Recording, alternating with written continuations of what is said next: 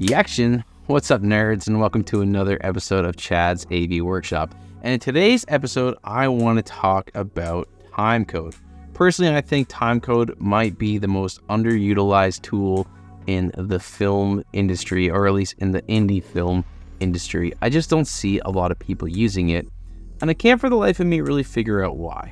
If you didn't already know, what timecode is it's a clock that exists within your audio recording device and a clock that exists within your camera. And before you start filming, what you want to do is align those two times, or like synchronize your watches, so that all of your cameras and all your devices are on the same time. And then when you bring those clips and those audio tracks into post-production into your computer can just align them seamlessly without really having to think about it. And why that's really great is it gets rid of having to use a slate, even though I always recommend using it, and it gets rid of having to use an audio waveform to align your clips. And I feel like if you're a filmmaker, you've probably had an issue with audio waveforms because they're just not always the same. If your camera's in a different spot from where your microphone is, the waveforms will be different and things just won't align. And even if they do align, it can take your computer a really long time to align them, and timecode gets rid of all of that, which just saves hours. So if I got you on the hook for timecode, I'm sure you're interested in how it works. Well, the easiest way to sync timecode between your audio recording device and your camera is to plug the two items together. So we take an output from our audio recording device and we put it into an input of our camera, and immediately those two times are synced. But that's not always the best practice, because if we turn our camera off for any reason, then the timecode gets lost and we have to go back to our audio device and plug it in again.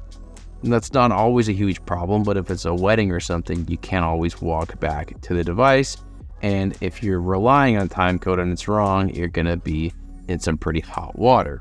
And that's where these little pocket timecode keepers can be really helpful.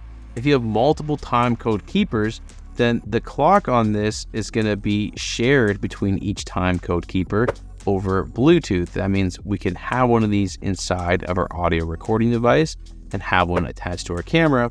And that way, whether we turn our camera off and on, it's always going to rely on this shared timecode to keep things synced up. Of course, there's one more issue that I'm sure a lot of you are going to have, and that's that your camera doesn't have an internal clock. And wouldn't you know it, this little device solves that problem too, by outputting a weird audio frequency that carries timecode within it. So you plug this into the microphone of your camera, it will put this sound into your camera, and then when you go into DaVinci Resolve, you say update timecode from audio file or audio track, and that's going to change the audio track into a timecode file, and then your clips are going to align. And it is really, really awesome, and it is a huge time saver, I promise you. Now, there are a couple downsides to the timecode. And the first is that all of your clips have to be on the exact same frame rate. All your cameras need to be the same. And that includes shooting one camera at 23.8 or 23.976 and one being 24 frames. These just are not the same frame rate, and that means that things are not gonna line up, and that can be a real pain. But I feel like if you're a pro filmmaker, you're gonna know which frame rate your camera is set to, and that's not gonna be a big problem. The other problem that I've run into is it seems like this converting noise from this timecode device only really works on video clips. I can't really seem to get it to happen on clips that are audio only. And for that reason, I feel like you're pretty much obligated to buy an audio recording device that has an internal clock, which of course is way more expensive than just having a standard audio recording device like a Zoom H6 or something. So you're gonna have to spring for a little bit of a higher quality audio recording device to get this to work to its full potential, or you just need to have, a different strategy to line up that one piece of equipment, because if you have 3 of these and you have 3 cameras, you'll at least get all 3 cameras to sync up, which is really, really helpful.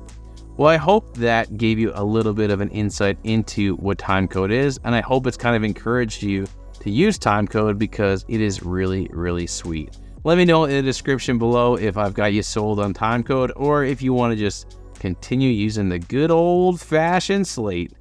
I'll see you in the next one. Bye.